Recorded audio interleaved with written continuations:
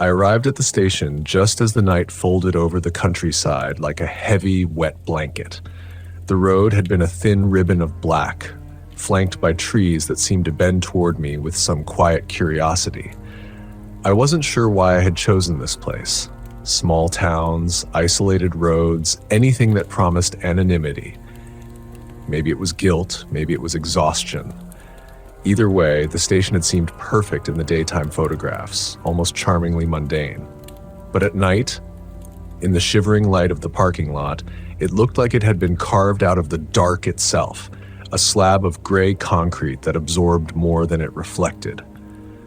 The door creaked in protest when I pushed it open. Inside, the smell of aged electronics and something faintly metallic greeted me, and the faint hum of machinery was steady, almost like a heartbeat.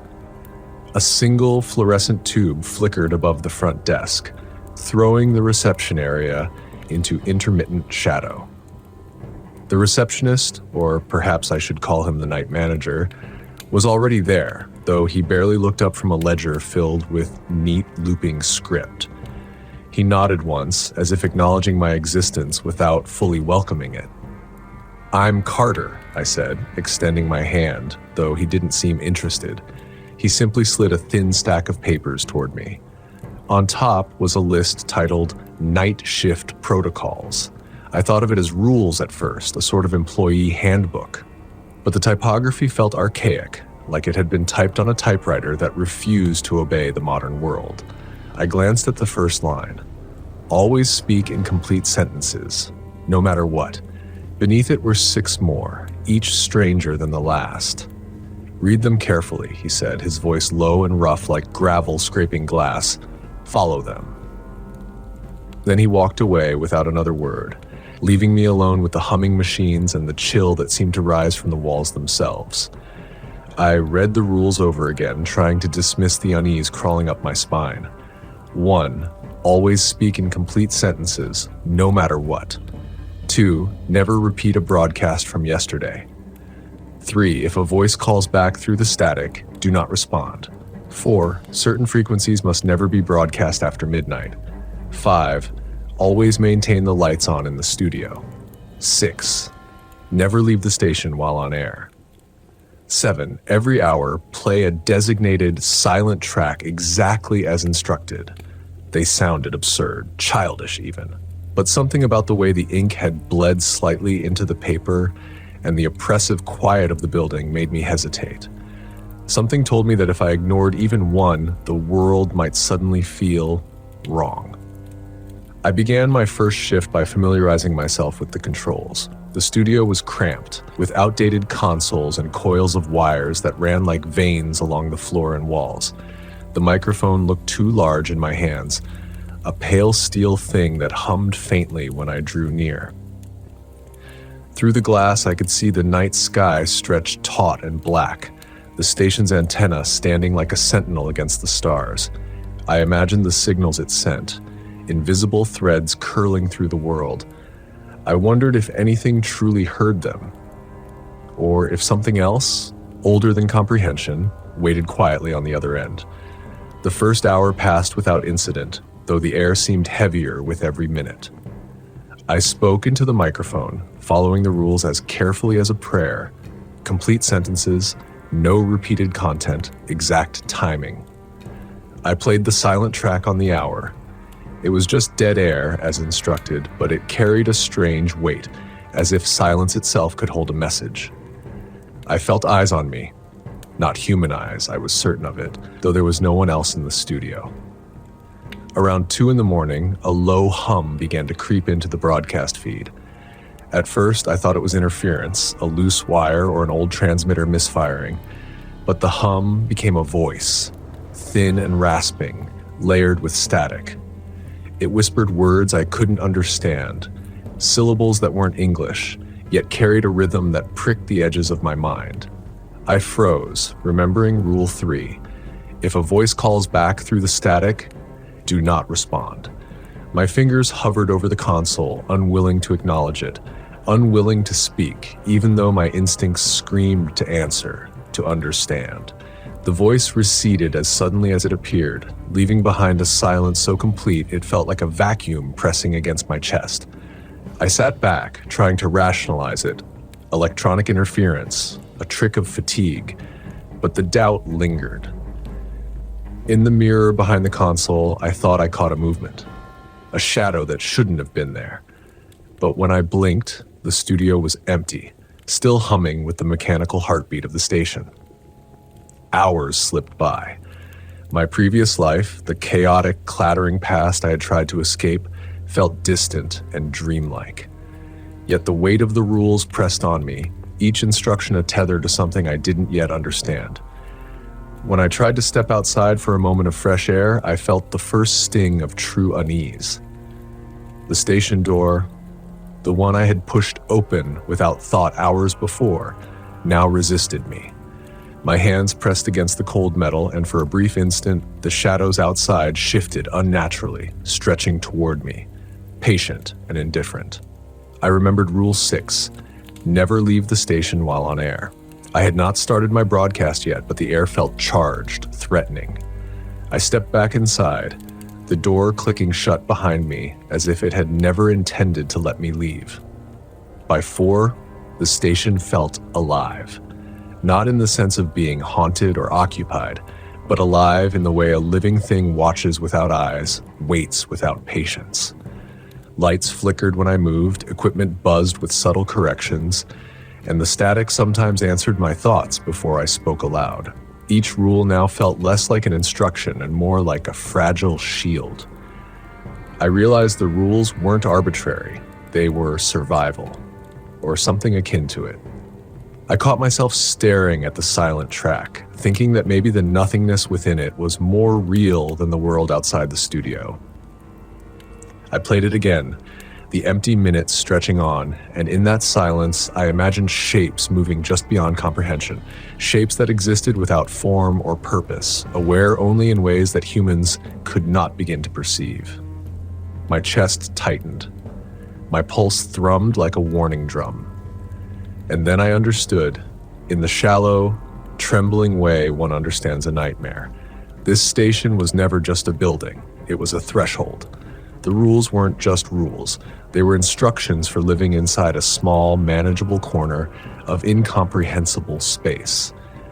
Every hum, every flicker, every whisper through the static was the same lesson whispered back: you are insignificant. You are transient. You are alone. When dawn broke, it was merciful only in its light. The station seemed quieter, almost obedient under the sun, as if the darkness had receded, unwilling to reveal itself fully in plain view. I sank into the chair, exhausted and trembling, the rules memorized but not fully understood. Something ancient had touched the night, and I had felt it in the small, fragile space of my comprehension. I realized then that the night would return, and with it, the rules, the whispers, and the unbearable weight of insignificance. I had signed up for a night shift at a radio station, seeking quiet, seeking control. Instead, I had found a window into something older and greater than I could ever hope to fathom, and I was only beginning to see the edges of it. The first night ended not with relief, but with a quiet, gnawing awareness. The rules were not guidance, they were protection. And protection was never permanent. I reached the station early, almost compulsively, unable to shake the anxiety that had rooted itself during my first shift. The parking lot seemed narrower, the trees leaning closer, and the hum of the night felt more insistent, almost impatient. Inside, the fluorescent tube still flickered above the front desk, its intermittent light like a stuttering heartbeat. The night manager was gone, replaced by an empty, expectant silence that stretched across the studio like a living thing. I checked the control boards, making sure every wire and dial sat in its proper place. Rule 5. Always maintain the lights on in the studio had become almost a mantra. The fluorescent lights buzzed faintly, and I realized the buzzing sounded almost deliberate, a low murmuring layered beneath the hum of the machines. I had expected the night to feel routine, but the quiet suggested otherwise. It felt as though the station itself was waiting for me to slip. My first broadcast began without incident, my voice smooth but cautious, sticking to complete sentences, adhering to Rule 1. Listeners' requests came in, banal on the surface, but the longer I spoke, the more I felt the air around me thicken. I could hear the static weaving through the transmission, a subtle undertone that hadn't been there during the day. Occasionally, I thought I caught words hidden in the hum, fragmented syllables that weren't on the page yet seemed urgent, almost pleading. I remembered Rule 3. If a voice calls back through the static, do not respond. I obeyed, but my skin prickled. Obedience had become a test. The silence between songs when I played the mandatory silent track was worse than the voices. In the emptiness, I began to notice something strange. The room didn't feel rectangular anymore. The walls seemed to pulse, inching closer in some moments, retreating in others, as if the building itself was aware of my unease. I realized with a start that I couldn't remember the studio's exact layout anymore. The door to the supply closet appeared slightly out of place, its shadow longer than it should have been. The rules, absurd and meticulous, now felt like lines in sand holding back some relentless tide. Around midnight, I checked the console for the usual frequency restrictions. Rule 4. Certain frequencies must never be broadcast after midnight had been explained only in vague terms by the night manager's ledger. Violations would bring consequences. I didn't know what kind, but the weight of those words had never been more real. As I scrolled through the dial, the hum deepened, low and resonant, vibrating through my bones. The static whispered again, closer this time, a breathy cadence that seemed to mimic my own heartbeat. I turned sharply, scanning the studio, but there was nothing. Nothing but the machines, my trembling hands, and the oppressive darkness beyond the glass. Then the first anomaly appeared, something that wasn't just auditory. A shadow moved against the wall behind me, smooth and deliberate, unlike the jittering shadows caused by the flickering lights. I froze, telling myself it was fatigue, but my chest constricted with an instinctual terror. The shadow twisted unnaturally, stretching toward the ceiling and floor simultaneously, like a living smear of ink. And then it was gone, leaving the room unchanged, as if it had never existed, though the dread it left behind lingered. I tried to speak into the microphone, grounding myself in the rules. My voice sounded hollow, distant, almost as if I were speaking through water. Rule 2, never repeat a broadcast from yesterday, flashed in my mind. I realized I didn't even remember what I had played the night before. Every memory felt muted, as though the station had begun to erase itself from my mind. I had been here for hours, yet the sun's arrival felt impossible, the night infinite. At 2 a.m, I heard a knock at the studio door. Hesitation froze me in place. The rules didn't mention visitors, but the gesture itself was alien. I didn't respond. The knock came again, slow, deliberate, like a pulse. My rational mind screamed that no one should be out there, not at this hour, not in this isolation. Rule 6.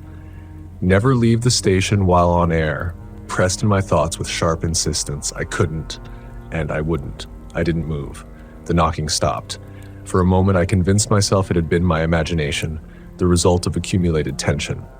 But then the speakers hissed with static, low and tremulous, and I heard a voice. Not one from the world, but something older, impossible to identify. The words were fractured, jumbled, and yet I understood them. You shouldn't have come alone. I felt the air tighten, the studio shrinking, pressing against my chest. My hands shook on the console, every nerve screaming to flee, to reject the rules that now felt like the only thin barrier between me and the incomprehensible. The silent track approached its hour again. I pressed play, my thumb hovering uncertainly over the button. The emptiness was immediate and suffocating. In that silence, the shadow returned, not on the walls, but in the reflection of the glass. It had a shape, vaguely humanoid, though wrong in every proportion. Its presence pressed down on me, patient and deliberate, And for the first time, I understood the rules not as instructions, but as fragile wards. I obeyed them as a prayer, hoping to placate whatever waited just beyond perception. Hours passed in a haze of trembling, murmured requests and the ceaseless hum of equipment. At some point, I realized that the station's clock had stopped. The hour markers circled endlessly, repeating, mocking me. I checked my watch. Time was a liquid thing here, slipping and pooling in ways I couldn't quantify. I tried to focus on my past life, on ordinary memories, but they were distant, fraying at the edges. Everything outside the studio felt unreachable, irrelevant. My world was reduced to hums, shadows, and the impossible weight of waiting. By 4 a.m, I had begun to hear whispers even when the broadcast feed was off. Sometimes they mimicked voices I had known, friends, family, but warped, wrong, speaking in riddles I could almost comprehend. They spoke of time as a circle, of walls that were alive, of corners that bent towards something unseen. And always, they reminded me of the rules. Break them, and the thin shield would shatter. Break them, and the presence would notice. When the first rays of dawn crept over the horizon, I slumped in the chair, exhausted, aware that the night had not ended. It had merely retreated. The hum softened, the shadow vanished, and the silence no longer pressed. But I knew it would return, and with it the impossible rules, the whispering static, the slow, creeping knowledge of my own irrelevance. The station had revealed itself, subtly and persistently, as a place where normalcy was a mask for something ancient, indifferent, and vast. And I, alone on the night shift, was the first to listen. By now, I had memorized the rules almost verbatim, and the list felt less like a guide and more like a lifeline. Yet memorization did little to calm the growing unease that had lodged itself somewhere between my chest and my skull. The station, which had once seemed merely old and isolated, now felt sentient in the way a predator might observe a prey, patient, deliberate, and utterly indifferent to my fear. The receptionist was absent again, leaving me to navigate the darkened halls alone. The fluorescent lights hummed steadily above me, though a subtle vibration seemed threaded through the air. It wasn't mechanical, not entirely. It felt like a pulse, slow, deep, and watching. I tried to ignore it, reminding myself that the rules were meant to maintain order, to keep me tethered to some fragile semblance of normalcy. Rule 5, always maintain the lights on in the studio, had taken on a new, urgent meaning. Shadows had begun to behave unpredictably, stretching, twisting, disappearing entirely only to reappear in the peripheral glass reflections. The fluorescent light was my tether to reality, or at least what passed for it. My first broadcast started with the usual measured cadence. The listeners' requests were mundane, repetitive, almost soothing in their ordinariness. And yet, even through the standard music rotations, a discordant undertone slipped into the feed. At first, I thought it was a technical anomaly, static, feedback, but it persisted, subtle, insistent, almost intelligible. I pressed my hand against the console, feeling the vibration, not the equipment, but through my bones. Something was speaking through the airwaves, and the longer I listened, the more the words seemed intended for me. They were fragmented, unformed, and yet terrifyingly comprehensible. Do not disturb. Do not leave. Do not speak. By midnight, the anomalies became impossible to ignore. The glass separating the studio from the outer offices seemed to ripple like water, a distorted view of reality, bending the hallway and its shadows in unnatural ways.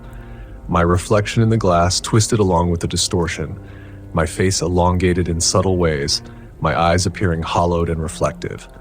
I looked away, gripping the microphone as though it could anchor me to a stable world. Rule 1, always speak in complete sentences, no matter what, now seemed less about etiquette than survival. Every incomplete thought, every hesitation in speech felt like it might crack the fragile membrane holding the night together.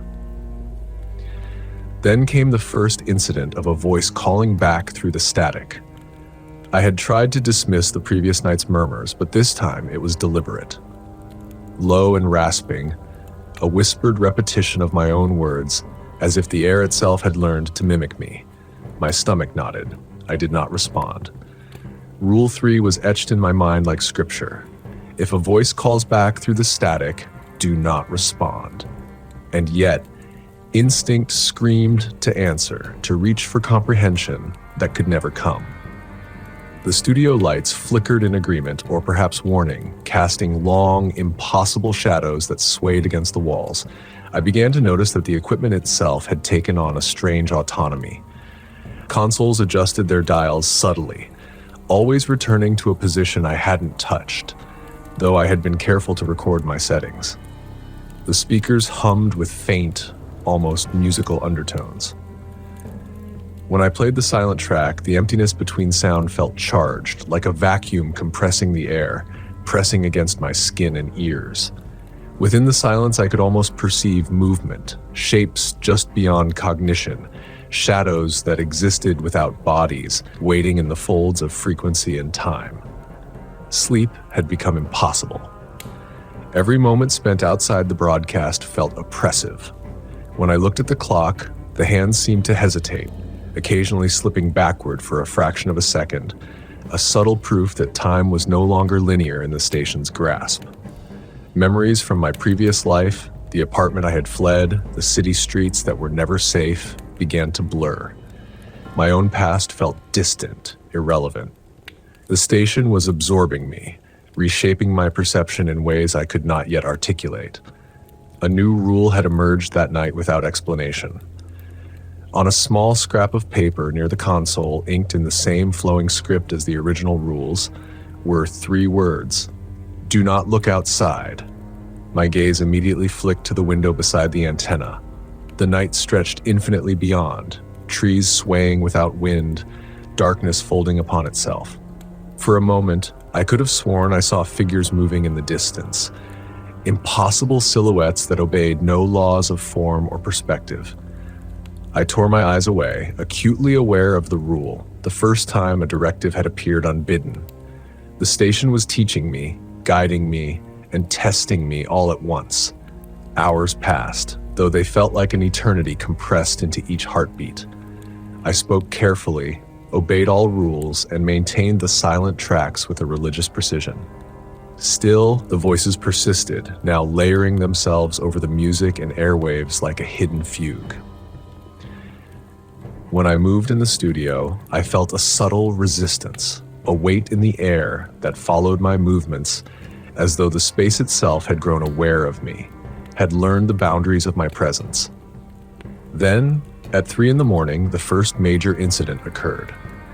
The control panel flared inexplicably, the speakers cracked with distortion, emitting a sound that made my bones vibrate in resonance. I heard laughter, not human, not rhythmic, but something vast, uncaring, and impossible. It was everywhere and nowhere, echoing through the walls, the static, and the empty air. My mouth opened, intending words, and I caught myself, remembering the rules. I spoke in full sentences, precise, measured.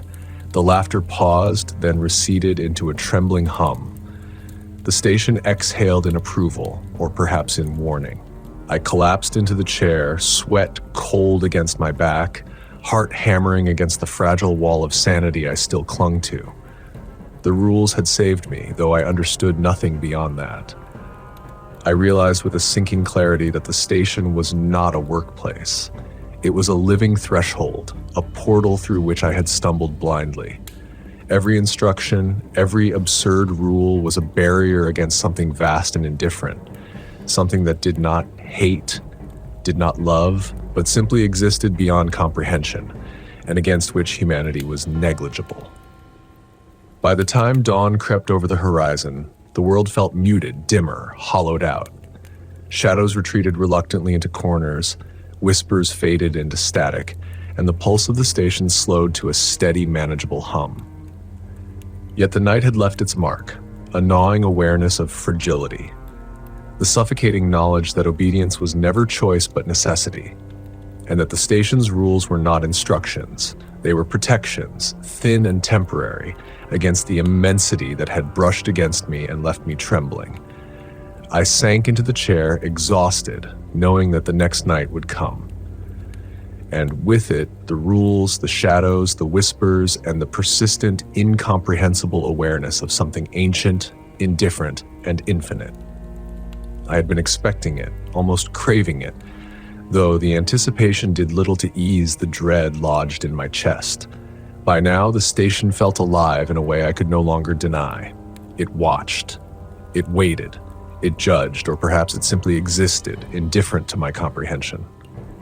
The rules, once absurd, had become a fragile lattice holding the night at bay, and I clung to them with a desperate precision. I entered the studio with a sense of ritual, checking every dial, every wire, every switch. The fluorescent lights flickered in their familiar, uneven rhythm, casting long shadows that seemed to twitch when my back was turned. Rule 5. Always maintain the lights on in the studio. Pulse through my mind like a warning. The shadows were growing more insistent, their edges sharper, yet never entirely corporeal. My reflection in the glass appeared subtly altered. Cheekbones too high, eyes too hollow, movements ever so slightly delayed. I tried not to look too closely, fearing that recognition would unravel the fragile sense of reality I still possessed. The first broadcast began uneventfully, though the air felt charged, vibrating beneath my skin. Listeners' calls trickled in, each voice normal, benign, yet threading through them was an undertone of something unfamiliar, something not fully human. Every request seemed to whisper of impossibilities beyond my perception. The static hummed insistently in the background, a soft, pulsating rhythm that sometimes aligned with my heartbeat. Rule 3. If a voice calls back through the static, do not respond, had become more than guidance. It was survival. By the time I reached midnight, the anomalies became undeniable. The glass partition to the office distorted like rippling water, bending the hallway behind it into angles that defied Euclidean geometry. Shadows stretched and recoiled, twisting in ways my mind could not reconcile. The voice in the static returned, clearer this time, articulating fragments of words I knew but could not fully parse. You should not be here alone. The words were almost polite, almost tender, and yet they carried the weight of something older than comprehension. Rule 2. Never repeat a broadcast from yesterday, echoed in my mind. I could no longer recall what I had aired the previous night. Memories of routine felt slippery, eroded by the station's presence. Even the silent tracks, intended as pauses, now felt like living spaces, holding tension, holding things just beyond perception. During the silent track, I thought I glimpsed movement behind the studio walls, shapes bending around corners, shifting in impossible angles. My rational mind screamed fatigue, but my instincts whispered a more primal fear. The rules existed because violation had consequences I could barely imagine. Something new emerged tonight. The equipment began to respond to my thoughts, not in a literal sense, but in a subtle, disconcerting way. Dials nudged themselves toward settings I had only contemplated. Sliders moved in hesitation, as though the station anticipated my intentions. I wondered whether I was imagining it, whether the exhaustion was bending my perception, but the hum, the shadows, and the whispers all confirmed a truth too vast for me to articulate. The station was alive. Or rather, it was a vessel, a threshold through which something ancient communicated or observed. At 2 a.m, I felt a tug at the edge of my consciousness, a gentle pressure, coaxing, insistent. It was neither threatening nor friendly, only curious. Rule 1. Always speak in complete sentences, no matter what. Suddenly felt like a plea to maintain coherence against forces that could unmake perception itself. I spoke carefully into the microphone, choosing words as one might choose stepping stones over a bottomless chasm. The voice in the static whispered, imitated, teased, but I did not respond. The trembling shadow at the studio's edge receded slightly, as though acknowledging compliance. Hours drifted, each longer than the last. I found myself questioning the solidity of the studio, The walls breathed, the floor shifted imperceptibly, and the ceiling arched in ways that made spatial orientation impossible. I stumbled to the supply closet seeking some mundane reassurance, a water bottle, a stack of paper, but the closet door warped before my eyes, angles bending, depth stretching into an impossible void. I stepped back, heart hammering, aware that the rules, absurd on paper, were the only tenuous boundary between comprehension and annihilation. At 3:30, a new whisper began, a repetition of my own past thoughts. Not words, but the echoes of mental half-formed intentions, memories of choices made long ago, of regrets, of guilt I had fled. The station had learned them, cataloged them, and now fed them back through the air, indistinguishable from the static hum. Panic clawed at me, yet I remembered Rule 6. Never leave the station while on air. The studio felt like a womb, protective and suffocating simultaneously. My body wanted to flee, to escape into a world I could no longer trust, but obedience became instinct, a tether against forces I could not name. Then the first vision occurred. I was adjusting the microphone when I saw it in the reflection of the glass, a figure standing behind me, impossibly tall, its shape shifting like liquid shadow. It had no face, no features, yet radiated presence, a patient observation that communicated understanding without communication. I froze, unable to tear my gaze away. The room felt impossibly still, the only movement in the hum that vibrated through the studio, through my bones, through the very air. I spoke aloud, complete sentences, describing mundane details, as if the words themselves could anchor reality. The figure lingered a moment longer, then dissolved into the air, leaving only a trace of cold that seeped into my spine. By 4:30, exhaustion had eroded my sense of continuity. Time was fractured, hours bleeding into each other without order. I realized that every rule I followed, every word I spoke, every flicker of light maintained a tenuous shield between me and incomprehensible indifference. I had not yet violated any rule, yet I understood that the cost of curiosity, of deviation, would be catastrophic. The whispers, shadows, and distortions were not malicious, only inevitable. And I, insignificant and fragile, was subject to them. Dawn came slowly, hesitant, over the horizon. The station sighed, shadows retreating reluctantly, whispers fading into static. My pulse, though steady, bore the weight of knowing something ancient had watched, had tested, and found me alive but diminished. Obedience had preserved me, yet I felt the first real taste of dread that survival did not equal understanding. The rules were a fragile lattice, and the lattice itself was under no obligation to hold. I slumped in the chair, exhausted and trembling, aware that the night would return. And with it, the rules, the shadows, the whispers, and the relentless, incomprehensible awareness of forces beyond reason, beyond perception, beyond mercy. The station felt heavier than ever, a tangible weight pressing down through the floorboards and into my chest. Even before I entered, the air outside had the peculiar quality of waiting, a low, almost imperceptible vibration that made my teeth ache. I had been at the station for 4 nights now, and the rules had become more than instructions. They were a lifeline, a fragile lattice holding the unfathomable at bay. I clung to them with a vigilance bordering on obsession. Inside, the fluorescent lights buzzed in their familiar rhythm, though the hum now felt like a voice, low and threaded with unspoken meaning. Rule 5, always maintain the lights on in the studio, was no longer a mere precaution. I understood intuitively that darkness could not be tolerated, that the shadows would breach reality if given even a moment. The walls themselves seemed subtly altered, angles shifting when I wasn't looking, the studio subtly smaller or larger depending on the tilt of my head. It was as though the room existed partially on a plane of comprehension beyond my own, reacting to my presence like some unyielding sentient organism. I began the first broadcast with care, measuring every sentence, observing every rule. Listeners' requests were innocuous, banal, the kind of mundane chatter one expects from rural callers late at night. Yet through the airwaves, I heard undertones, static humming with cadence that suggested intention, as though the machines themselves had learned to speak.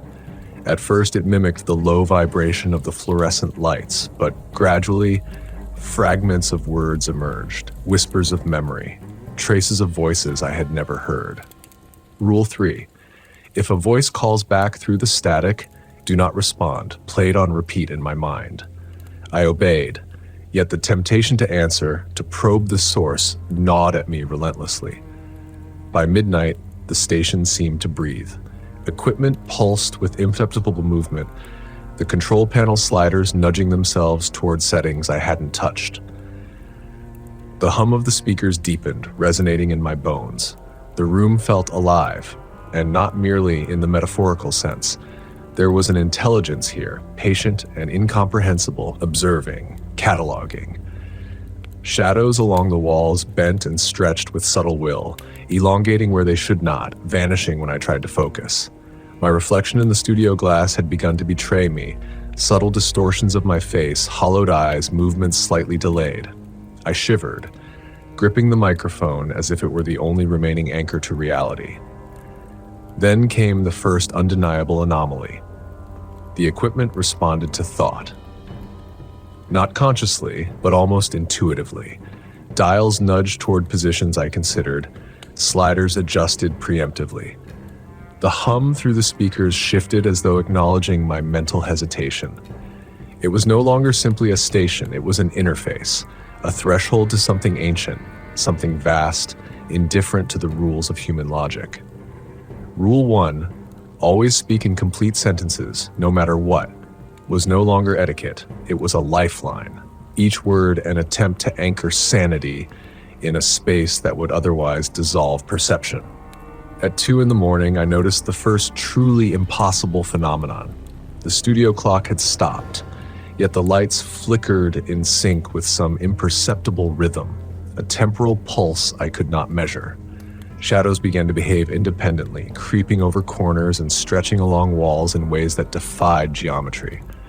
The room felt like it existed partially outside time, where moments folded over themselves. I realized with a kind of panic that I could no longer remember whether my previous nights had been linear or cyclical. The station had begun to rewrite the logic of experience itself. And then I saw it in the reflection, briefly, almost casually, as though the glass itself had opened a window. A shape, tall and impossible, standing just behind me. No face, no limbs in any comprehensible arrangement, just a presence. It was patient, immense, and utterly indifferent. I froze, every instinct screaming at me to move, to flee. But Rule 6, never leave the station while on air, was embedded too deeply in my mind to allow defiance. I spoke aloud, complete sentences describing trivial aspects of the studio, the position of a microphone, the exact hum of a speaker, the time on the clock. Each sentence felt like a prayer, a delicate thread keeping me tethered to perception. The shape lingered a moment longer before vanishing into the folds of shadow, leaving only a cold, lingering pressure that pressed against my chest. Hours bled into each other. The silent track arrived, mandatory and merciful, yet even in its emptiness, the room seemed to pulse. Shapes moved just beyond perception, angles shifted imperceptibly, and the whispers returned. They were fragments of thought, memories of choices I had made, of regrets I had fled. The rules had become the only tether to sanity, and I obeyed them with trembling precision. By 4 a.m, exhaustion had warped my perception completely. Time was no longer measurable, a fluid substance folding over itself. The shadows, the hum, the whispers, they were constant companions now, indifferent, patient, immense. Obedience had preserved me so far, but I understood with terrifying clarity that the rules were not guidance. They were temporary shields. The cost of curiosity, the cost of disobedience was something I could barely imagine and did not want to comprehend. When dawn finally began to edge over the horizon, the station sighed in relief, or perhaps indifference. Shadows receded, whispers diminished, and the temporal anomalies softened. I slumped into the chair, drenched in sweat, my pulse hammering with exhaustion and awe. The night had passed, and I had survived, yet I was irrevocably changed. The station had marked me, taught me, and left me with the gnawing understanding of insignificance, of exposure to forces beyond comprehension. I knew, even then, that the night would return, and with it the rules, the whispers, the shadows, and the incomprehensible presence that waited, patient and eternal, just beyond perception. The air outside the station seemed denser, humming with a tension that pressed against my skin. I walked the familiar path to the door, each step a small ritual, each breath a reminder of fragility. By now, I knew the rules were not suggestions, not even guidance. They were survival mechanisms, fragile wards against something vast, indifferent, and incomprehensible.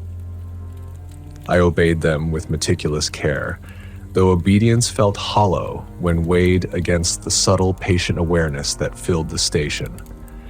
Inside, the fluorescent lights flickered with the usual inconsistency, but I noticed them differently this time. Each stutter, each hum, seemed like a heartbeat in a creature that did not exist entirely in our plane. Shadows stretched unnaturally along the walls, disappearing when I blinked, returning when my attention shifted elsewhere. Rule 5, always maintain the lights on in the studio, was no longer a precaution. Darkness was a threat, and the room's edges quivered whenever the lights dimmed even slightly. My reflection in the studio glass seemed wrong. Slightly elongated, subtly hollowed, movements fractionally delayed. I flinched away, trying not to focus, but the sense of being watched had solidified into certainty. The first broadcast began with trembling precision. I spoke in complete sentences, following Rule 1 as though my life depended on it, which, in some incomprehensible sense, it did.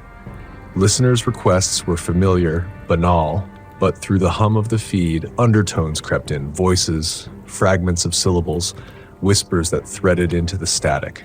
They were indistinct, yet intelligible in ways I could not explain.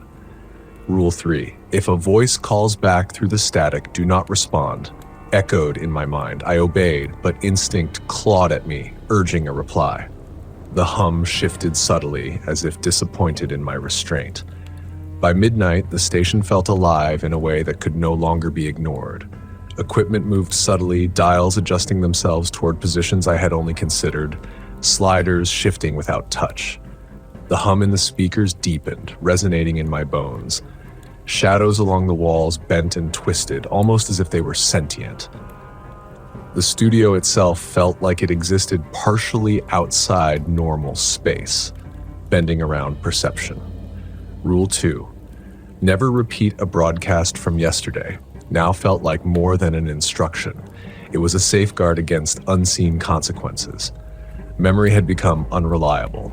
I could not remember what I had aired the night before, and each repetition of sound or action seemed to stretch reality, testing the bounds of comprehension.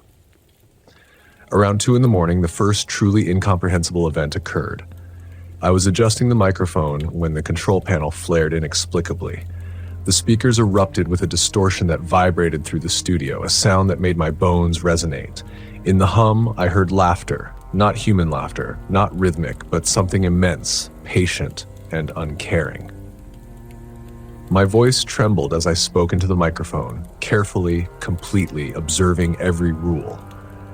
The laughter receded, leaving a low, vibrating hum that seemed to confirm survival but offered no comfort.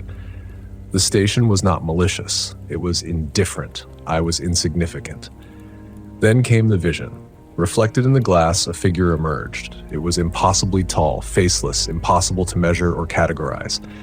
Its presence was patient, aware, observing, and utterly indifferent. I froze, terrified, yet compelled to speak. I described the mundane, the position of the microphone, the hum of the speakers, the angle of the studio lights. Complete sentences, careful, deliberate, precise. The figure lingered a moment longer, then dissolved into nothingness, leaving only a residual cold that seeped into my bones. Rule 6. Never leave the station while on air. Echoed with the clarity of survival. I could not step outside, could not stray from the fragile lattice of rules. Hours passed in an indistinguishable haze. The silent track arrived, and even in its emptiness, the studio pulsed with latent awareness. Shadows twisted, shapes moved beyond perception, whispers layered over the static, fragments of thought, memory, and regret.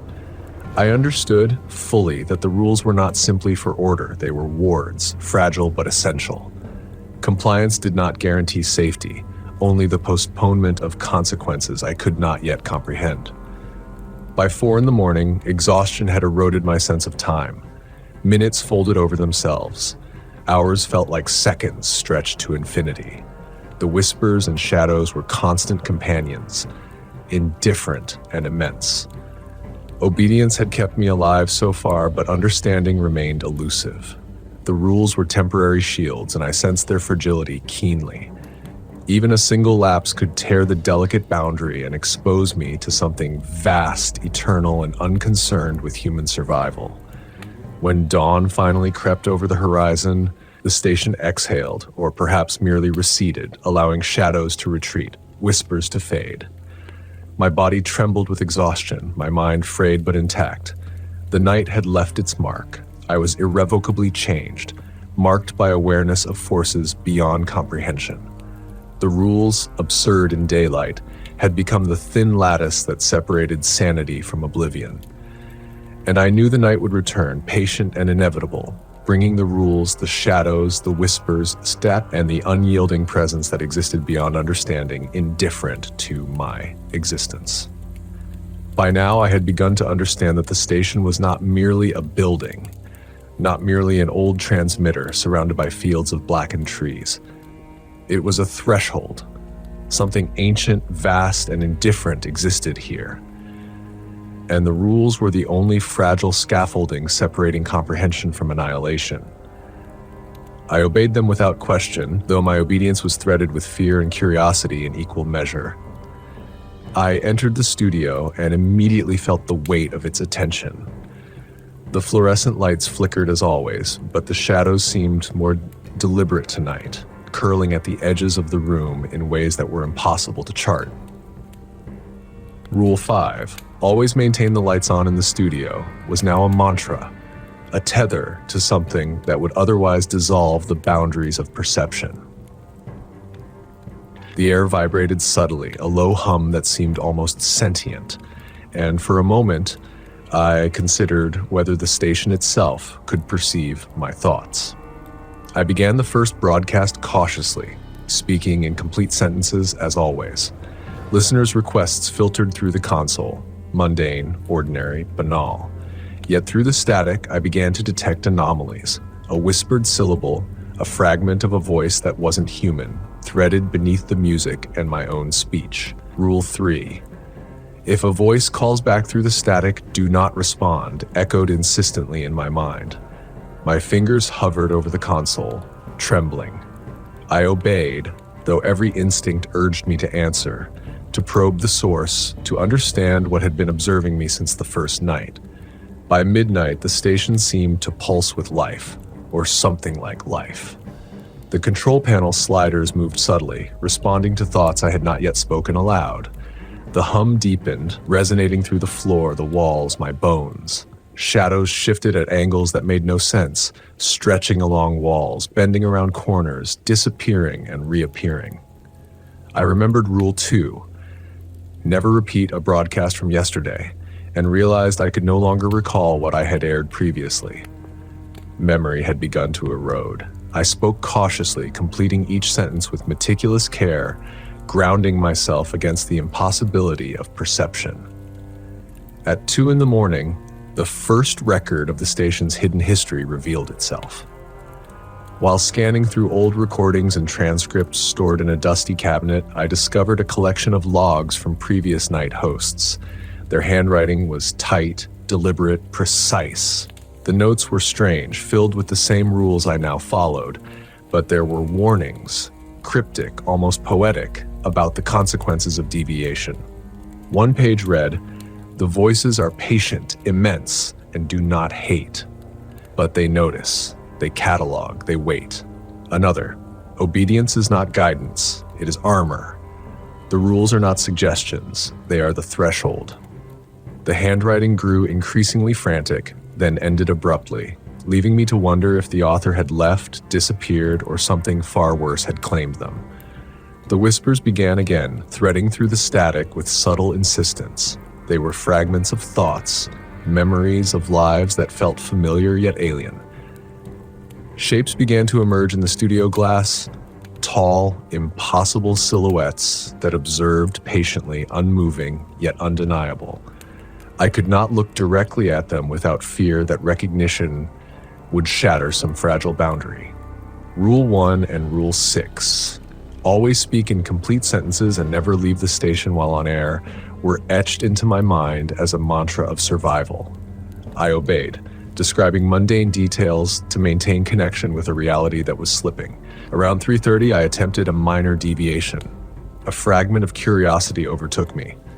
I tried to replicate a broadcast from 2 nights ago, bending Rule 2 ever so slightly. The lights flickered violently, shadows twisted into unnatural angles, and the hum in the speakers spiked with a resonance that pressed into my skull. The silent track, which I had just cued, warped, distorting into a sound that was not silence but a hollow echo of everything I had thought and feared. I corrected my deviation immediately, but the consequences lingered. Shapes seemed closer, shadows longer, the weight of awareness pressing down as if the station itself were displeased. Hours bled into each other. Time had become unreliable. The clock's hands stopped and jumped erratically, moments folding over themselves. The rules maintained the fragile lattice of sanity, yet I could feel it fraying with every hour, every breath, every misstep in the fragile dance of compliance. Shadows lingered in the corners, whispers threaded through the static, and every object in the room, the microphone, the console, the glass, felt subtly alive, aware, and patient. Dawn eventually arrived, reluctant and pale. Shadows receded, whispers faded into static, and the station exhaled in a way that suggested temporary satisfaction. I slumped in my chair, bone-tired and hollowed with awareness. The discovery of the logs had revealed a grim truth. Previous night hosts had succumbed, in various ways, to curiosity or disobedience. The rules were shields, thin and temporary, and the presence beyond them, patient, vast, indifferent, waited, eternal and immutable, beyond comprehension. As I left the studio that morning, I understood fully that my understanding of the station's history was only partial. I had glimpsed what had come before, and I realized that my own nights ahead would test every rule, every instinct, and every fragment of sanity I had left. The station had become more than a place to work. It was a threshold into something ancient, and the rules were the only thing holding the edges of my mind together. The road to the station was swallowed by darkness, the trees lining it leaning inward as if eavesdropping on my approach. Even before reaching the door, the air vibrated faintly, a subtle hum that pressed against my chest. Each step felt heavier, as though the night itself had mass, and I realized I was no longer merely walking into the station. I was stepping into a realm with rules I barely understood, but must obey.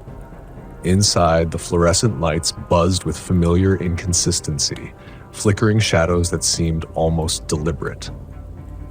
Rule 5, always maintain the lights on in the studio, had become an instinct, a tether to something beyond my comprehension. Shadows twisted along walls, pooling in corners and bending in ways that defied geometry. My reflection in the studio glass continued its subtle distortions, elongated cheekbones, hollowed eyes, a fractionally delayed movement. The studio was alive in some sense, aware of my presence, patient and indifferent. I began the first broadcast with careful precision, speaking in complete sentences as always. Rule 1 had grown from a simple instruction to a lifeline. Listeners' requests were mundane, familiar, banal. Yet beneath the hum of the feed, I detected irregularities, fragmented whispers, syllables that were not human, threading subtly through the static. Rule 3. If a voice calls back through the static, do not respond, echoed in my mind, a reminder that obedience was essential. My fingers hovered over the console, tense. I obeyed, even as my instincts screamed to answer, to probe the source, to discover what had been observing me since the first night. By midnight, the station had taken on a life of its own. The equipment subtly adjusted itself. Dials nudged toward positions I had only considered.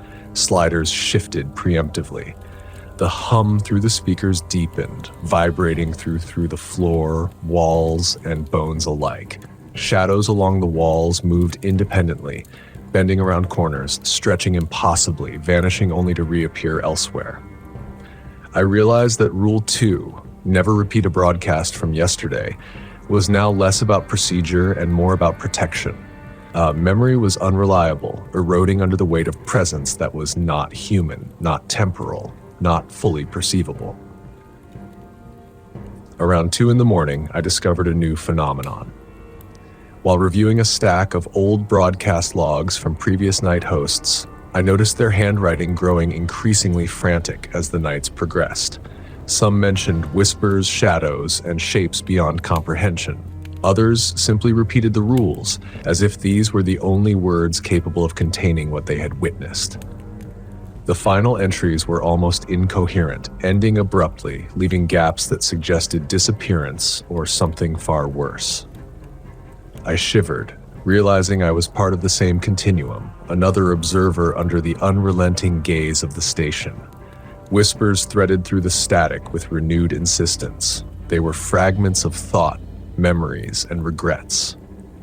Shapes began to emerge in reflections in glass, tall, impossible silhouettes, patient and unmoving. I avoided looking directly at them, fearful that recognition would unmake the fragile lattice of reality. Rule 1 and Rule 6, always speak in complete sentences and never leave the station while on air, were my anchors. I described mundane details to maintain connection with what passed for reality, each word a thread against the unknowable. At 3:30, my curiosity led me toward the supply closet, a minor deviation but enough. The door warped subtly, angles bending impossibly, as though the closet was larger inside than outside. Shapes seemed to pulse in the corners of perception, shadows reaching toward the threshold of my consciousness. Rule 4, certain frequencies must never be broadcast after midnight, flashed in my mind. I realized I had almost strayed, almost triggered a breach I could not begin to comprehend. I corrected myself immediately, retreating to the center of the studio. Hours stretched, time disjointed and unreliable. The silent track approached, mandatory and merciful, yet even its emptiness was alive. Shadows twisted, shapes moved imperceptibly, and whispers threaded through the static, sometimes coherent, sometimes not. I understood fully that the rules were shields, but shields of paper and air against forces beyond human comprehension. Obedience did not guarantee understanding, only survival, fragile and temporary. By 4 a.m, the station and I existed in a tenuous harmony. The whispers faded, the shadows receded, the hum softened. But the night had left its mark. The weight of recognition, of being observed by something vast, ancient, indifferent. The rules, absurd in daylight, were the thin lattice holding my mind intact, and I knew, as I slumped into the chair, that the night would return. With it would come the rules, the whispers, the shadows, and the patient eternal awareness of something far beyond comprehension. The station was no longer just a workplace, it was a threshold, and I had become one of its watchers. The drive to the station was lined with shadows that seemed to lean in, and the air vibrated with subtle tension, as though the night itself was aware of my approach. By now, I no longer questioned the existence of the station's hidden nature. It was alive, or something like life, something ancient, patient, indifferent, and infinite. The rules had become more than guidance. They were the only thing that kept me tethered to a reality that threatened to dissolve with every heartbeat. Inside, the fluorescent lights flickered in their familiar uneven cadence. Shadows along the walls pulsed subtly, stretching and bending when I looked away. Rule 5, always maintain the lights on in the studio, was now a reflex, an instinct. Darkness was no longer merely uncomfortable. It felt like a threat, something that pressed against the edges of perception, testing for weakness. My reflection in the glass had grown stranger still, elongated features, hollowed eyes, movements fractionally delayed. The studio itself seemed aware of my scrutiny, patient, watching, and utterly indifferent. I began the first broadcast with care, speaking in complete sentences as always. Rule 1 had become survival. Listeners' requests were mundane and banal, yet beneath the hum of the feed, I detected irregularities. Fragments of syllables, whispers threading through the static, rhythms not human in origin. Rule 3. If a voice calls back through the static, do not respond, echoed insistently in my mind. I obeyed, though the urge to answer, to understand, gnawed at me relentlessly. The hum of the speakers seemed to shift in response to my hesitation, almost impatient, almost curious. By midnight, the station had become more than a place. Equipment moved subtly, sliders adjusting themselves, dials nudging toward positions I had only contemplated. The hum deepened, resonating in my bones, vibrating through the walls and floor. Shadows twisted independently, bending around corners, stretching impossibly, vanishing only to reappear elsewhere. I remembered Rule 2. Never repeat a broadcast from yesterday. My memory had begun to fail. I could not recall what I had aired the previous night. Each repetition, each echo of routine felt dangerous, as though testing the boundaries of comprehension itself. At 2 a.m, I noticed a new pattern. The whispers were no longer just fragments of sound. They had begun to mimic thought, threading into my mind, responding to memories, fears, regrets.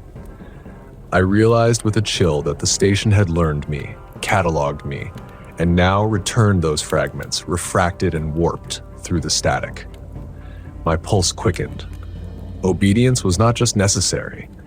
It was the only shield I had against this subtle, patient intelligence.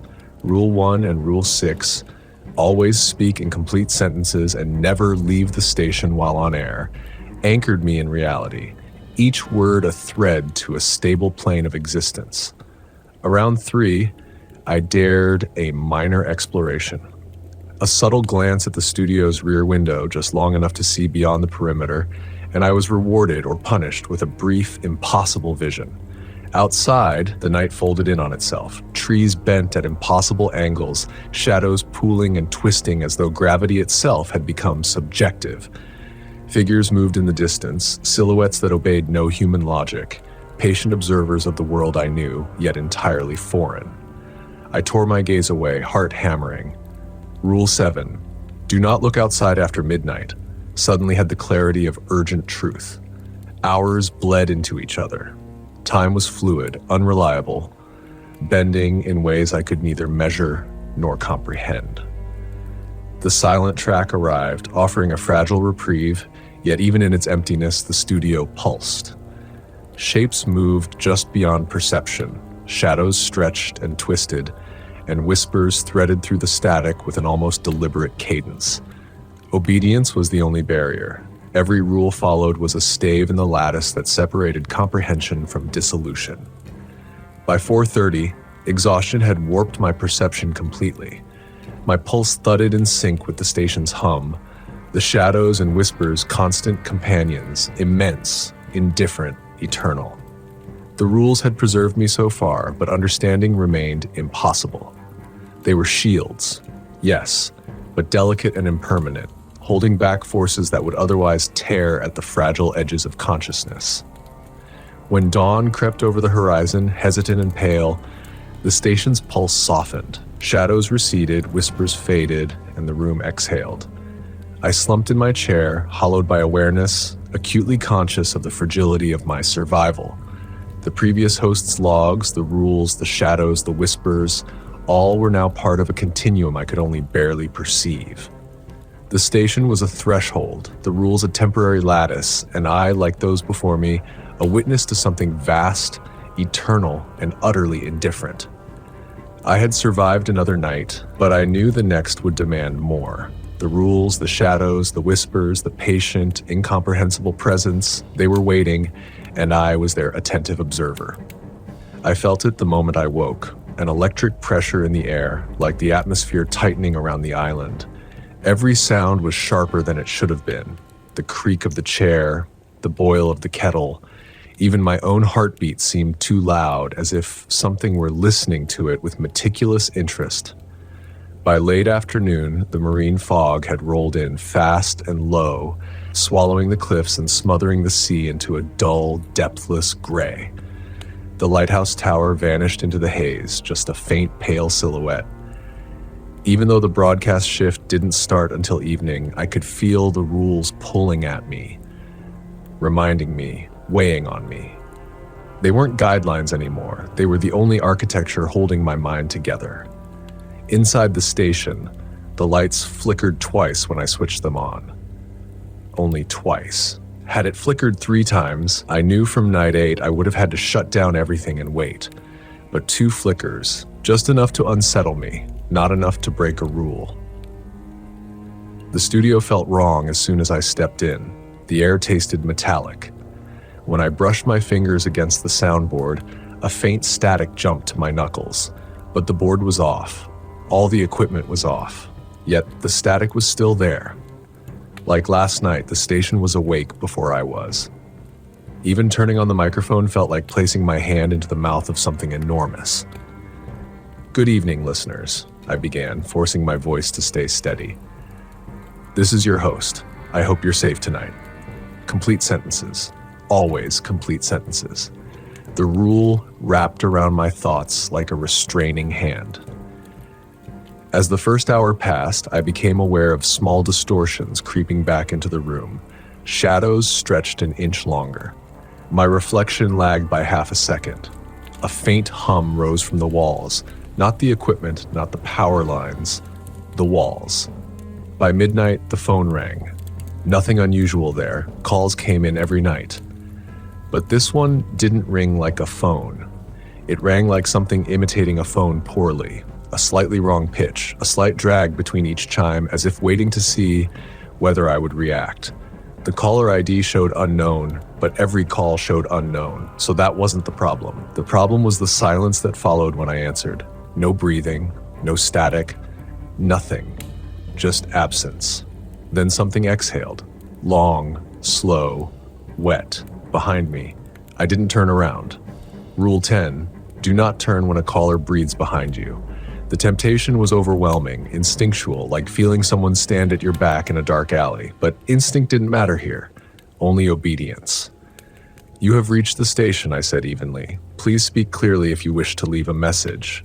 A complete sentence. I clung to it like an anchor. There was a pause, then a voice, my voice, whispered directly into the receiver. "You're not alone tonight." The lights flickered. The temperature dropped hard enough to fog the inside of the glass. I felt my pulse ricochet through my ribs, but I didn't answer. Responding to a voice like my own would have broken Rule 3 instantly. I hung up. The next 3 hours dragged like a blade across my nerves. The walls hummed louder. The shadows moved slower. The fog outside pressed against the windows so thickly that it looked solid. At one point, I saw a silhouette against the glass, tall, narrow, and bent slightly, as if its spine curved in the wrong place. But I didn't look directly. Rule 7 pulsed through my skull. Around 3:30, something new happened. A sound, a low, rhythmic thumping from below the studio. There's nothing beneath the studio, only bedrock. The thumping continued anyway, slow and deliberate, like someone knocking with their forehead. I stared at the floor, trying to keep my breathing even. Whatever it was, it wanted me to acknowledge it. But acknowledging things here, things that shouldn't exist, is an invitation. I did not invite it. I kept broadcasting. I kept my sentences whole. I kept the lights burning. At 4:15, the silent track began. But tonight, something whispered underneath the silence. Too soft to be words, too rhythmic to be random. Almost like syllables. I pressed my headphones tighter. Not to hear better, but to remind myself that the sound was contained within the equipment, within something I could control. But I couldn't. Tonight, the station had chosen to speak back. My throat tightened. The rules didn't say anything about what to do when silence itself began to whisper. I felt the edges of panic scraping inside my ribs. Panic was dangerous here.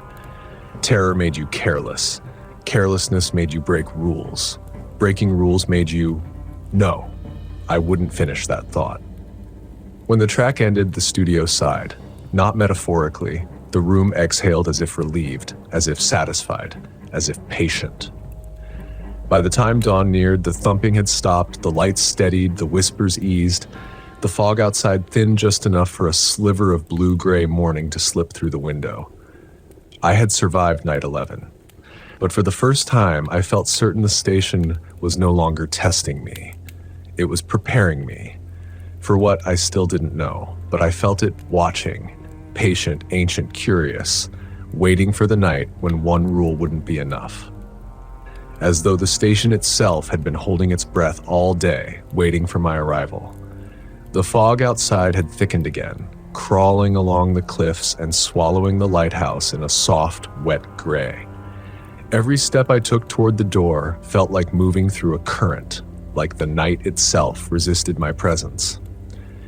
By now, the rules were no longer instructions. They were a framework for survival, the only tether holding my mind against the incomprehensible. Inside, the fluorescent lights flickered briefly as I entered.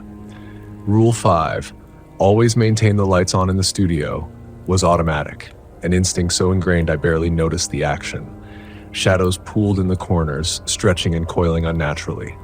The studio felt alive, aware, patient, indifferent. My reflection in the glass was more alien than ever, a subtle mimic of my movements, slightly delayed, slightly wrong. I forced my gaze away. The station had begun to teach me fear in ways I couldn't articulate. I began the first broadcast, careful, deliberate, complete sentences. Rule 1 was survival. Listeners' requests passed through the static, banal, and ordinary, yet beneath the surface I detected something else. Fragments of voices, warped and ancient, threading through the airwaves. Rule 3. If a voice calls back through the static, do not respond. Repeated in my mind like a mantra. I obeyed, though the temptation to answer gnawed at my nerves, a subtle, persistent itch I could not scratch. By midnight, the station was unmistakably aware. Equipment adjusted itself without contact. Sliders moved preemptively, dials nudged themselves into positions I had merely considered. The hum deepened, resonating through the floor and walls, vibrating through my bones. Shadows moved independently, bending around corners, vanishing only to reappear elsewhere. Rule 2, never repeat a broadcast from yesterday, was no longer precaution. Memory itself had become unreliable, fracturing under the weight of presence. At 2 a.m, I glimpsed something new. Through the studio glass, I saw a shape at the edge of perception, impossibly tall, bent at unnatural angles and entirely faceless. It lingered at the threshold of comprehension, patient and indifferent. I did not look directly. Rule 7, do not look outside after midnight, flared in my mind. I spoke aloud anyway, describing the mundane, the microphone's position, the hum of the speakers, the angle of the lights, complete sentences, words as anchors against the void. Around 3, the phone rang.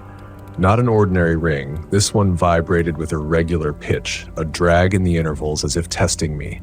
The caller ID was unknown, the line silent. Then the whisper came, soft and intimate, a voice almost identical to my own. You're doing well, but not well enough. The studio lights flickered violently and the temperature plummeted. Rule 3 forbade response. I obeyed. The voice dissolved into static, leaving only cold and the hum of the room vibrating through every fiber of me. The thumping returned. Beneath the studio floor, slow, deliberate, impossible. It was neither footsteps nor machinery, yet it had rhythm, patience, intelligence. My heart raced, but I didn't move. The rules demanded my compliance. Obedience was protection. Panic would be catastrophic. Hours passed in distorted time. The silent track began. Mandatory, merciful. But even silence whispered tonight. Not words, not syllables, but a rhythm, a pulse, a presence pressing against perception. My throat constricted, but I spoke anyway, narrating the trivial, mundane, grounding myself in complete sentences. Shadows stretched, shapes flickered at the edges of vision, the hum vibrated through everything. The station was awake, watching, patient. By 4:30, exhaustion frayed my senses. Time was meaningless, minutes stretched, folded, and bled into hours. Shadows lingered, whispers persisted, hum resonated through my body. The rules had preserved me, but I understood their fragility. One lapse, one misstep could shatter the delicate lattice holding comprehension together. Dawn arrived reluctantly, the fog thin just enough for pale light to seep into the studio. Shadows receded, whispers faded into static, and the pulse of the station softened. I slumped in my chair, aware that survival was no longer guaranteed. The previous host's logs, the rules, the shadows, the whispers, they were all part of a continuum I barely understood. The station was a threshold. The rules were the lattice. I was an observer, marked by forces patient, ancient, and utterly indifferent. I had survived 12 nights, but I felt certainty for the first time. The station was no longer testing me, it was preparing me for something that the rules alone might not contain. Even before I left my small apartment, the air carried a weight that pressed down on my chest, as though the world itself were contracting. The fog along the cliffs of the island had thickened again, rolling inland like a slow tide, swallowing the lighthouse in its wet gray embrace. I had come to understand that this night, like every night, was not merely a passage of time. It was a test, a rehearsal, and a reminder that the rules were my only defenses against forces I could not hope to understand. Inside the studio, the fluorescent lights flickered as I entered. Shadows stretched along the walls, curling in corners where they shouldn't exist. Rule 5, always maintain the lights on in the studio, was no longer a conscious choice. Darkness was a breach, a threat that could fold perception in upon itself. My reflection in the glass had become a stranger to me. Subtle distortions, delays, hollows in places that should be solid. The room was aware, patient, indifferent. I began the broadcast with precise sentences, careful enunciation. Rule 1 had evolved into something more than a survival mechanism. It was a mantra, a tether to the fragile lattice of sanity. Listeners' banal requests filtered through the static, yet beneath them I could hear irregularities, whispers, fragments of syllables, rhythms that were not human. Rule 3. If a voice calls back through the static, do not respond, repeated in my mind. The temptation to reply gnawed at me relentlessly, but obedience was survival. By midnight, the station had become more alive than ever. Equipment moved subtly, sliders nudging themselves, dials adjusting preemptively. The hum deepened, vibrating through the walls, floor, and my bones alike. Shadows twisted independently, bending around corners, vanishing and reappearing elsewhere. Rule 2, never repeat a broadcast from yesterday, was urgent. Memory had begun to fail. Repetition risked tearing the edges of reality itself. I spoke cautiously, grounding myself with deliberate precision. Around 1:30, the whispers changed. They were no longer fragmented syllables, but partial thoughts, responding to my fears, regrets, and memories. The station had learned me. It cataloged me. It returned fragments, refracted and warped through the static. Rule 1 and Rule 6, always speak in complete sentences and never leave the station while on air, were anchors, fragile yet essential. I described the mundane, the placement of the microphone, the hum of the speakers, the angle of the studio lights. Every sentence felt like a lifeline. At 2:30, the phone rang. Its tone was irregular, testing me, dragging time between chimes. The caller ID displayed unknown. When I answered, silence. Then a whisper, low and intimate, "You're closer than before, but not ready." The lights flickered violently. Cold rushed into the room, condensing on the glass. Rule 3 forbade response. I obeyed. The voice dissolved into static, leaving only the hum vibrating through my bones. By 3, the thumping beneath the studio returned. Slow, deliberate, impossible. Neither footsteps nor machinery. Something moved with intelligence, something patient, vast, indifferent. My heart hammered, but I didn't move. Panic would be fatal here. Only obedience mattered. Hours passed in distorted rhythm. The silent track arrived, mandatory and merciful. Yet even in emptiness, the studio pulsed with life. Shadows twisted, shapes flickered at the edges of perception, and whispers threaded through the static with purpose. The rules were no longer mere protections, they were the lattice holding the station's incomprehensible awareness at bay.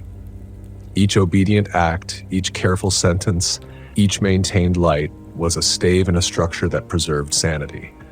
By 4:30, exhaustion warped my perception.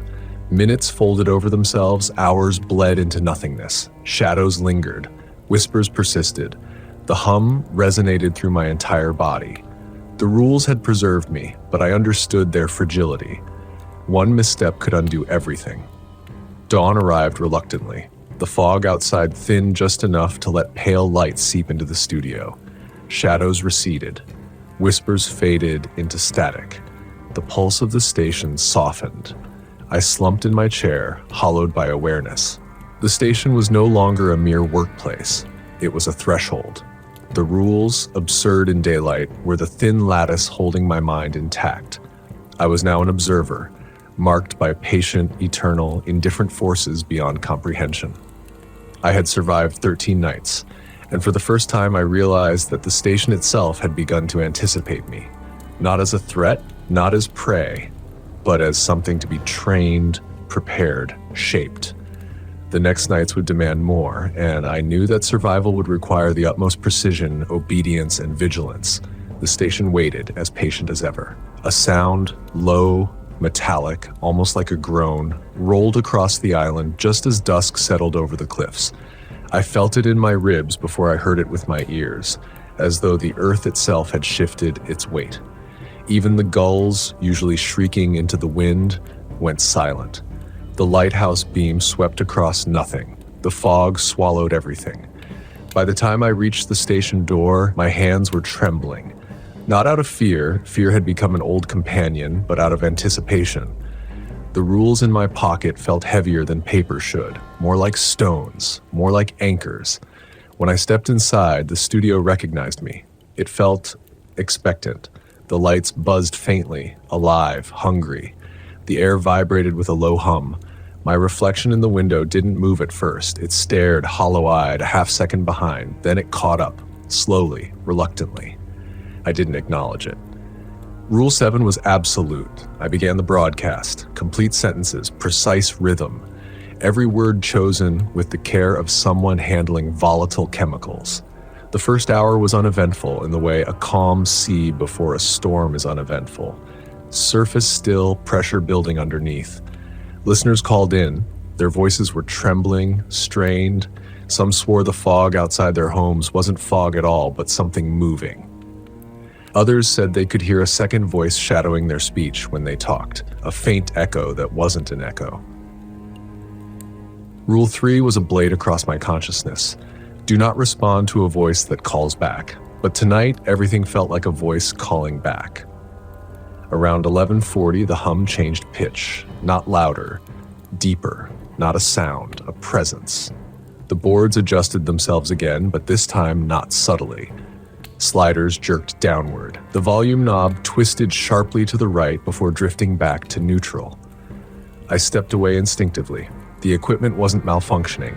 It was moving with intent, reacting to something I had not said, or something I was about to say. It felt like anticipation, like waiting for me to slip, for a rule to crack. Midnight hit. The temperature in the studio plummeted so fast my breath fogged instantly. Shadows hardened around the edges of the room, not just darker, but denser, like thick oil pooling across the floor before stretching upward. I didn't look at them directly. Peripheral vision kept me alive. I continued to broadcast weather updates, song introductions, small-town bulletins. My voice was steady, disciplined. But the air itself carried tension, as if the room leaned closer to hear every syllable, waiting for a mistake. At 12:17, the tower beacon outside went dark. A blink, a pause. Then nothing. The lighthouse never went dark. Not without warning, not without power loss. And the station had power, too much of it, if the vibrating walls were any sign. I froze mid-sentence. Breaking a sentence was against the rule. But finishing the sentence while the fog stared back from the window felt worse. A creaking sound came from the glass. Long, slow, like fingers dragging across the surface from outside. I forced myself to finish the sentence. Rule 1, complete sentences. My throat burned with effort. As soon as the period left my lips, the phone rang. Not the usual jarring tone, but a soft chime. Gentle, coaxing, almost welcoming. Caller ID unknown. Of course, I answered carefully, cautiously, bracing. Silence, then breathing, then a whisper. Not my voice this time, not an imitation, not a mockery. A voice I had never heard before. A voice layered and composite, thousands or millions of threads braided into a single murmur. A voice that sounded too large for the receiver, too ancient for a phone line, too patient for a human world. You are learning.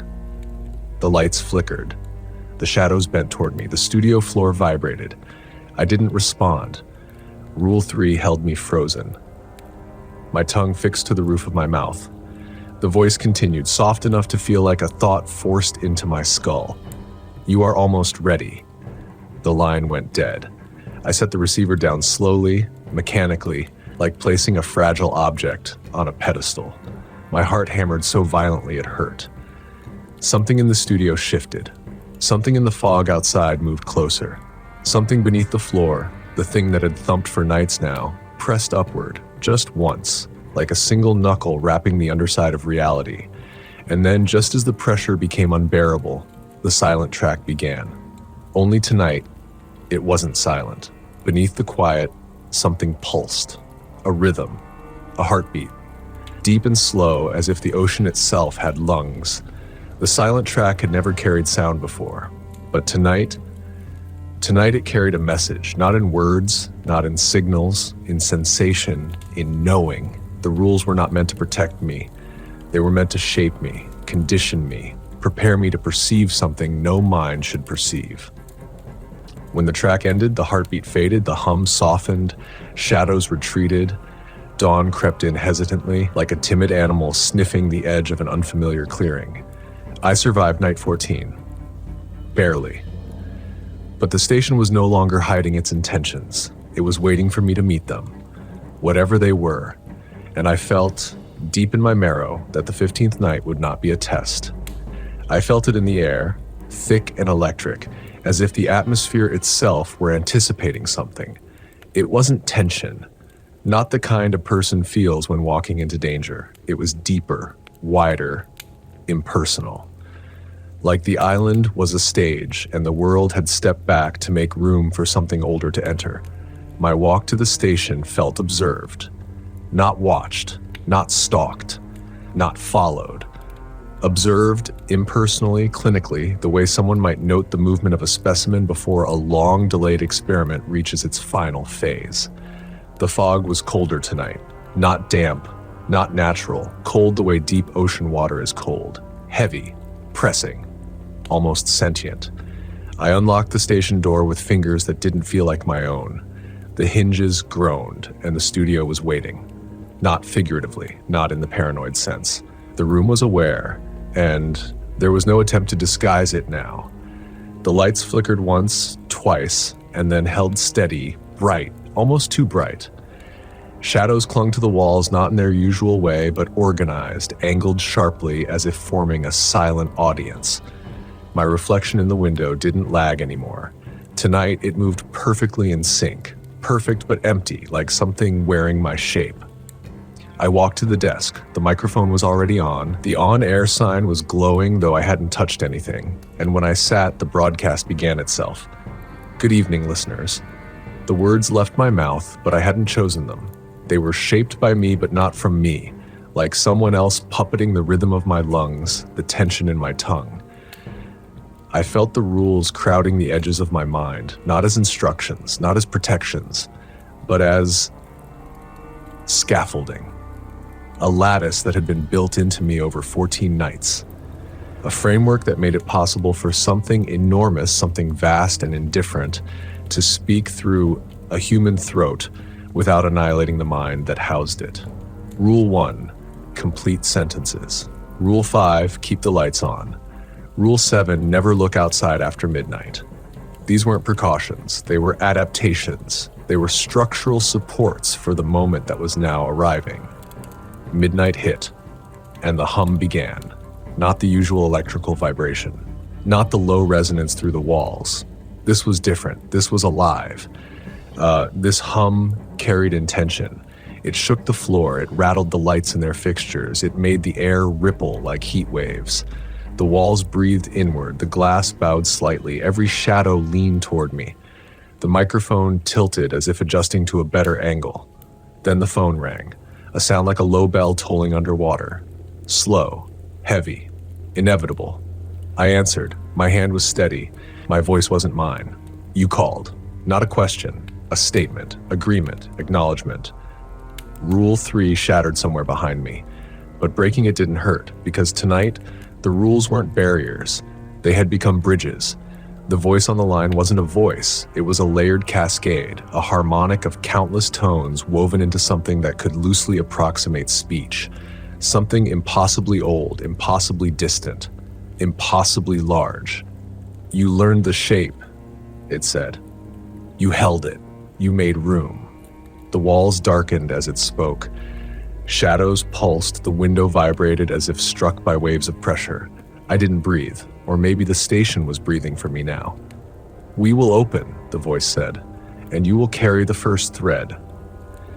Something inside me, something fragile and human, bucked in terror, but something else, something shaped by 15 nights of obedience and exposure, accepted.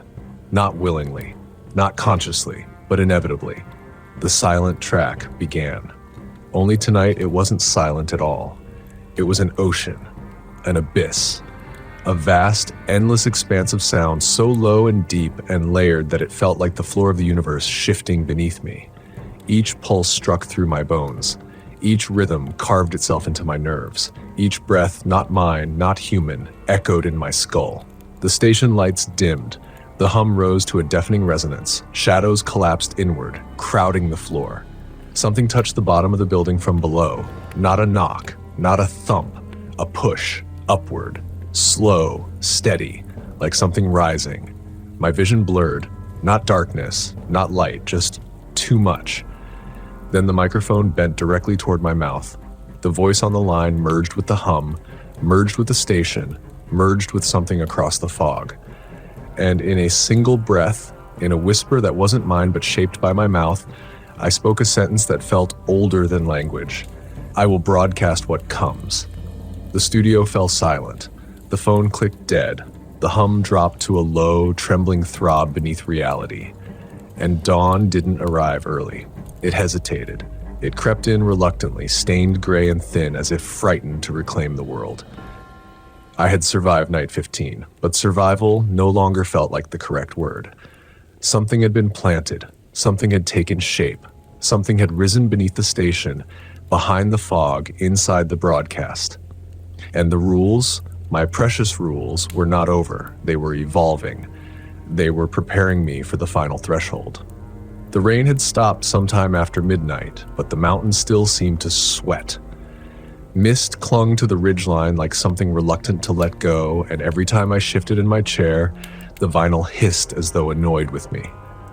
The clock above the soundboard read 3:15, which meant I had 45 minutes before the next scheduled break, an eternity tonight. I'd gone silent for too long. Dead air wasn't allowed. The presence in the corner didn't like dead air. I leaned forward, fingers trembling only slightly as I pushed up the faders and drew in a slow breath that tasted like dust and old circuits. "This is WZRK late night programming," I said, my voice steadier than I felt. "And if you're driving through the Black Pines Valley, I hope the roads are treating you well." The corner of the room shimmered. Not brightly, just a subtle distortion like heat rising from asphalt. But the temperature in the booth was cold enough to make my knuckles stiff. I kept talking. "Coming up next, we have..." But I stopped because the air behind me shifted. A pressure drop, muffled footsteps from the hallway, something scraping along the wall with a slowness that suggested deliberation rather than confusion. I checked the door, still locked. Rule 3. If someone knocks on the studio door after midnight, do not answer. They are not lost. They are not human. They do not need your help. I turned the microphone gain down a notch just to make sure whatever was outside couldn't be picked up. The listeners didn't need to hear it. More importantly, it didn't need to hear them. The scraping moved past the door, toward the break room. A soft sound followed, like someone humming tunelessly into a jar. No, not humming, resonating, vibrating. The building pulsed once, just faintly as if the walls were exhaling. I squeezed my eyes shut. This wasn't the first time something had strolled through WZRK's hallways. The station was old, older than the roads leading to it, older than the town below. It had been built for a purpose that none of the current employees could fully articulate, though everyone understood one thing. The station didn't broadcast to the valley. It broadcast for the valley. It played to keep something asleep.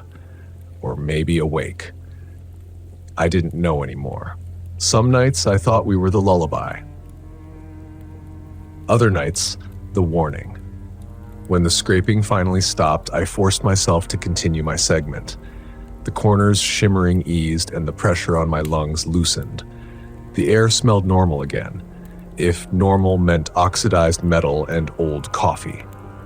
By 3:27, the break was over and I switched tracks manually. Automation failed randomly at night, and I'd learned quickly that the less I relied on anything digital after midnight, the fewer anomalies I heard coming through the headphones. I took a sip from my thermos to ground myself. Chamomile. Warm, comforting, familiar. That's when the phone rang. I froze. Rule 5. If the hotline rings between 3 and 4 a.m., let it ring. Do not touch the phone. Do not speak. Do not acknowledge the sound.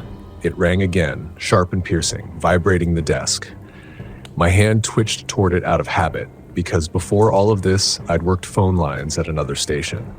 But I pulled back, interlacing my fingers tight enough that the joints popped. Just let it ring. The booth dimmed. The light above the door flickered once, twice. A voice, not through the speakers, not through the phone, but somewhere inside the room, whispered my name. Not loudly, not angrily, almost conversationally. Evan. My breath hitched. I didn't look toward the corner. I'd made that mistake my second week here, and the memory still woke me up sweating. The phone stopped ringing. Silence expanded until I thought the pressure would push tears from my eyes. The soundboard hummed beneath my palms. The mic light glowed softly. Nothing else moved. I checked the clock. 3:38. 12 more minutes until the ringing couldn't resume. But it never called twice in the same night, according to Linda. Linda, who'd worked this shift before me. Linda, whose resignation letter had been written in a trembling scrawl and left tacked to the fridge with a magnet shaped like a smiling sun. Linda, who had walked out of the building one morning without a word and hadn't been seen in town since. I swallowed hard. Don't think about Linda.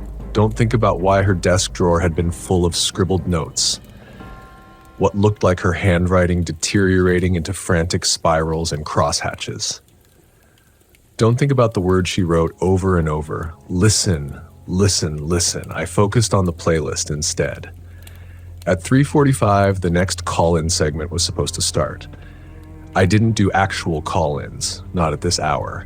Instead, I played pre-recorded voice memos from listeners complaining about potholes, about neighbors' dogs, about their children's choice of music. Normal things, earthly things.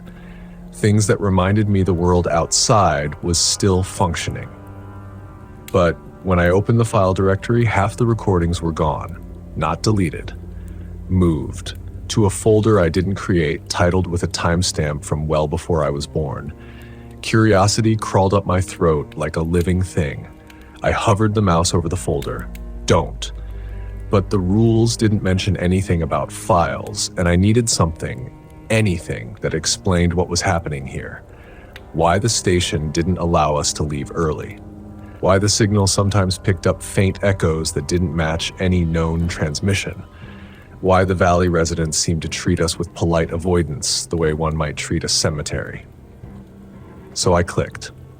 Inside were audio files with labels that meant nothing to me, not names, not dates, not even language, just strings of symbols, most of them jagged, almost painful to look at. My vision blurred.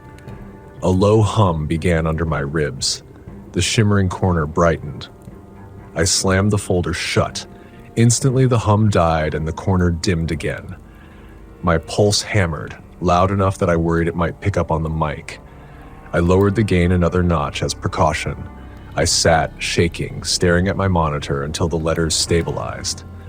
The rules had gaps, loopholes, and something in the building knew I was looking for them. There were more rules, Linda had once hinted, rules the station didn't write down because they weren't meant to be understood, only followed. Rules that weren't instructions but boundaries, the way cave markings warn explorers not to touch the ancient symbols carved into the walls. A soft tap sounded behind me, not at the door, at the window, at the glass pane overlooking the hallway. Slow, measured, deliberate. My stomach hollowed itself out. Rule 2. Do not look into the hallway windows after 1 a.m. Reflections here are unreliable. The tapping grew more insistent. My throat tightened. I stared straight ahead at the microphone, at my trembling hands, at the buttons and gauges and sliders that kept this job grounded in something resembling reality. Don't turn, don't look. But curiosity is a gravitational force. Subtle, immense, inescapable. I felt myself leaning before I realized I'd moved. My eyes slid to the glass and froze, because the hallway behind the window was dark, empty, still. But my reflection in the glass wasn't me. It was slightly wrong, posture too rigid, jaw clenched in a strain I didn't feel, and its eyes weren't looking back at me. They were looking past me, over my shoulder, toward the corner, the shimmering corner. My blood iced. I turned back to the mic, forcing my voice steady for the listeners who had no idea what pressed against the boundary of their world tonight. "This is Zio Ark," I said. "Thanks for staying with me." Behind me, something shifted softly, like a chair being moved by someone who didn't understand how chairs worked. The clock ticked. 3:59. One more minute. Just one. Hold. The minute flipped. 4 o'clock. The corner went still. The reflection disappeared. The window cleared, and the station exhaled an almost palpable release, as if something had reclined back into whatever slumber we were tasked with maintaining. I pushed the next track live and finally let myself breathe, but I knew that something in the station had noticed my curiosity tonight, and whatever lived in that corner, it never forgot.